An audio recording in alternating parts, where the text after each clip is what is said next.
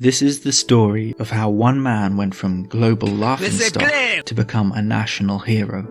Famous for his terrible interview skills, he became a regular on TV and radio shows. Mocked for his knowledge of science, he now delivers speeches at universities. Ridiculed for his use of French, he simply changed the French dictionary. It's a story full of bizarre words. Le posmique, analogie analysée, l'enclocotatie. And even stranger mathematics. But it's more than just the tale of one man. It covers history and politics, kings, dictators, and the future of Africa. It started on a dusty street in Kinshasa and may end in an 80,000-seater stadium. For the first time, in English, this is the story of Eddy Malou.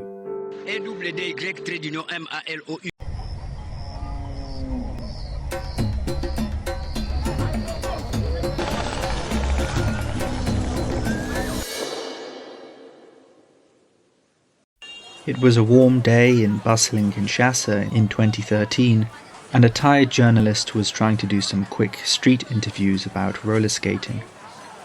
He needed some passers-by with spontaneous strong opinions on the subject. Was it a sport? Did it cause traffic issues in the street?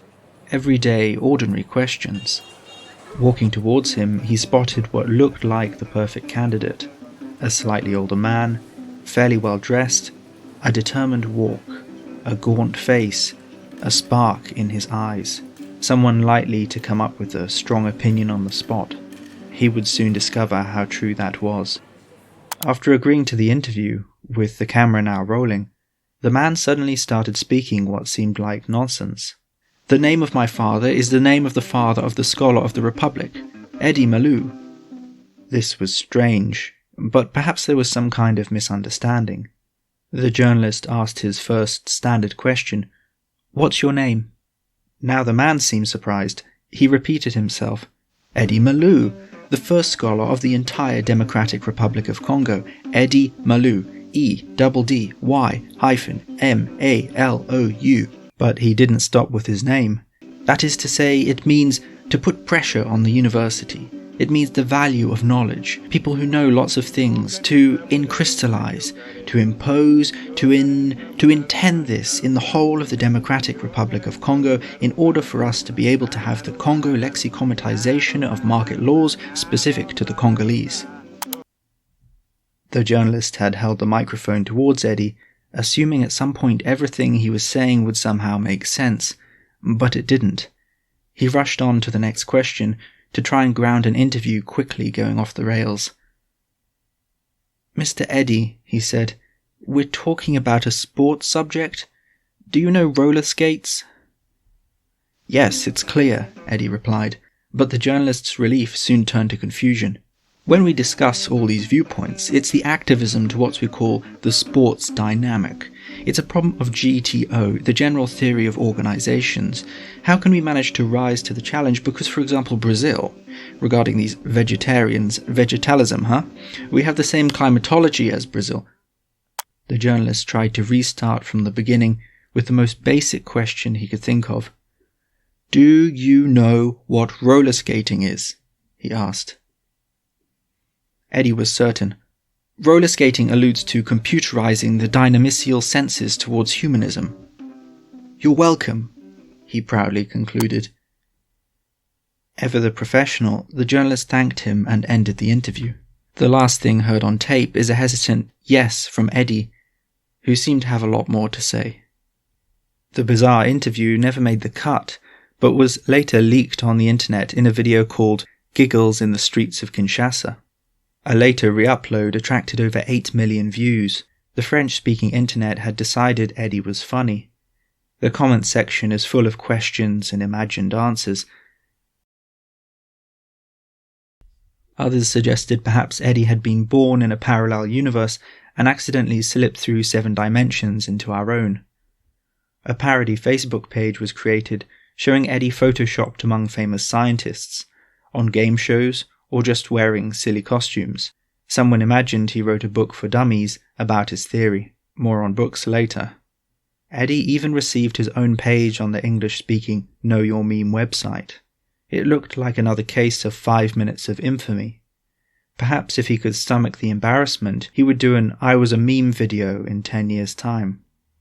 But to understand what happened next, you first need to understand the kind of man Eddy was and the world he lived in.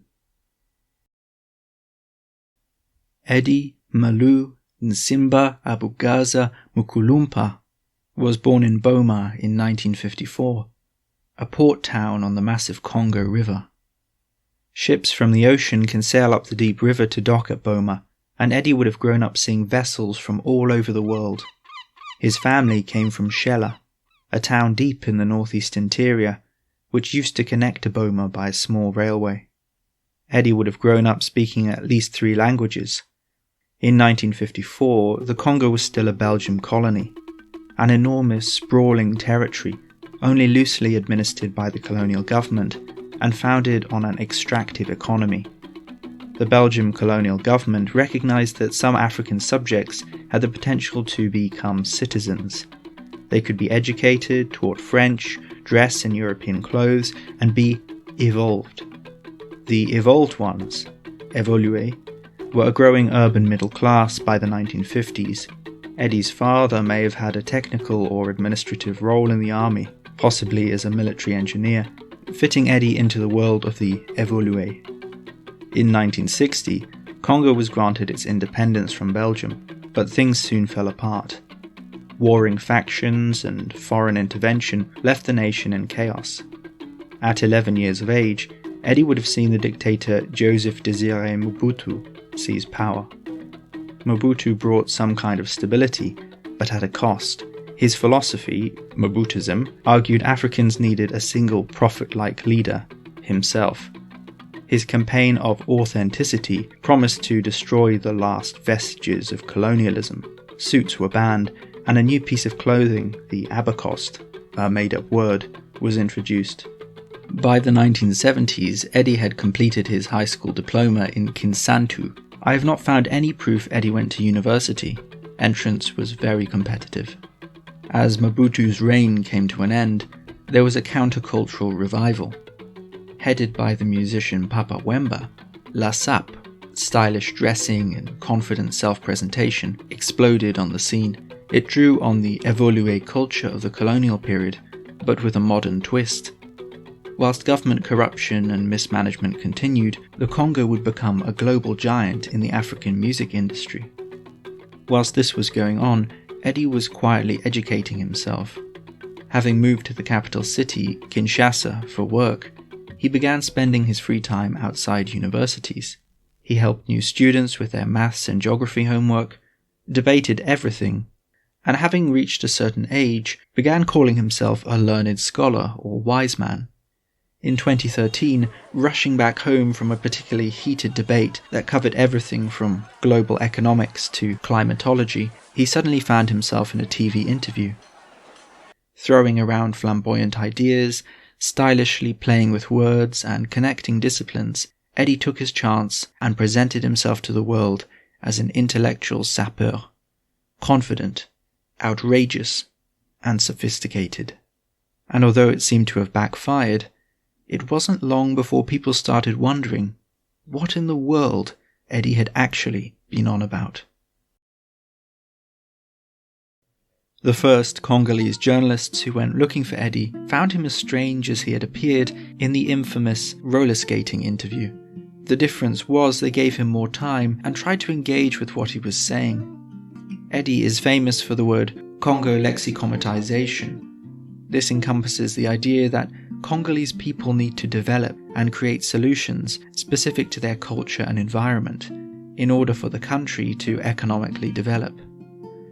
Rather than looking at old ideologies, like Belgian colonial ideas, popular religion, or the philosophies of dictators like Mobutu, people instead need to use their minds, educate themselves, and draw on rational scientific knowledge to move forward in the future.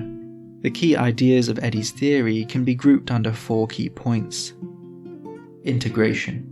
In a massive, ethnically diverse country, many attempts have been made to forge a Congolese identity. Eddy wants to connect this national identity to scholarly learning and scientific innovation.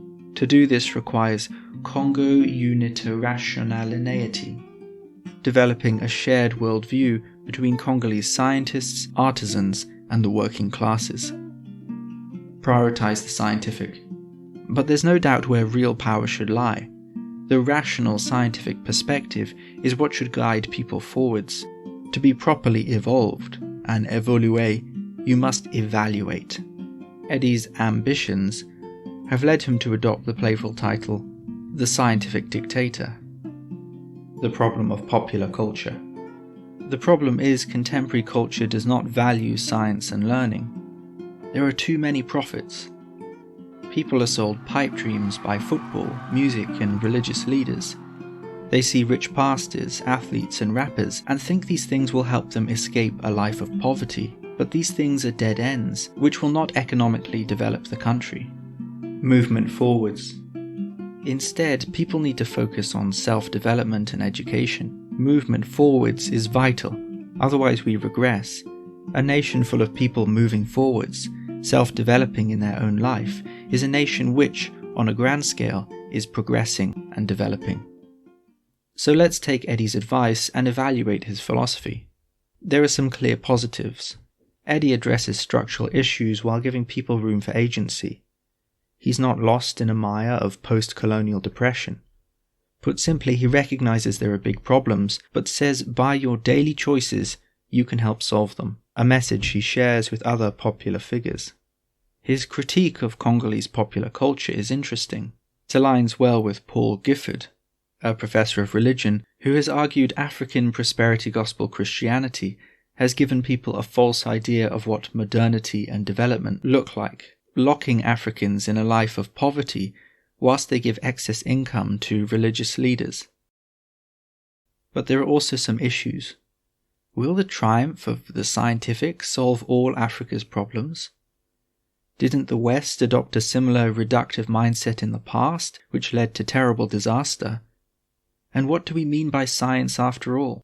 Eddy seems to use the term very loosely. And then there is the issue of Eddy himself, and the way he chooses to present his ideas. He's a performer. He creates needlessly complex words. Sometimes he uses mathematics to prove his theory. He jumps around between subjects and forces people like me to watch hours of video interviews to untangle some kind of meaning from the madness. Now, many great philosophers share these problems. But there's still one thing that separates Eddy from these respected philosophers, and it's not intelligence. It's the one thing he tries so hard to project to the world: refinement. Trained academics have spent decades being criticized, having their work torn to shreds, discussing, developing, refining, and being criticized again. There is a raw, chaotic power to Eddy. An academic might invent a couple new words in a lifetime. Eddy invents a new word every few days. He's like a Mongolian nomad who has taught himself Mozart from a book. It's unlike anything you've ever heard before, and it's perhaps that, above all else, which has rocketed him to stardom. After a host of popular local TV interviews, Eddy finally got on TikTok, where he currently has more followers than his president. TV 5 Le Monde added his word Congo lexicomatization to their dictionary in recognition of his growing popularity. Eddy started giving speeches at debates. He was a guest of honor at Kinshasa University on World Environment Day, where he sat next to the government minister for the environment. Eddy naturally spoke on the Congo lexicomatization of the cleaning of our universities. With all the buzz, the demands for a book grew. His handwritten notes were edited by a Congolese journalist, and his book, The Congo Lexicomatization, was published in June 2023. Luckily, it comes with a glossary of definitions. But one achievement has so far escaped Eddy. Something he's been talking about for at least a decade. Something so grandiose and outrageous in its vision, only Eddy could come up with it. there is an enormous stadium in Kinshasa, the Stadium of Martyrs. It's named after government ministers killed by Mobutu during the 1966 coup. It seats 80,000 people and is the home of the national football team. Apart from sports and politics, only the Pope and very famous musicians have packed out the stadium to overflow capacity. Eddy wants to deliver a speech to a packed-out Stadium of Martyrs. In his battle to redefine Congolese identity, filling the stadium in the name of science and learning will be a symbolic victory over football, religion, and music in the heart of the nation. I am determined to recycle the entire Democratic Republic of Congo in the Stadium of Martyrs. We must clean the minds of all Congolese people. If this does take place, it will be a final crowning achievement of Eddy's legacy as the most astonishing transformation from meme to national genius in modern internet history. If you enjoyed this content and would like more, please subscribe to The Africa Review on YouTube.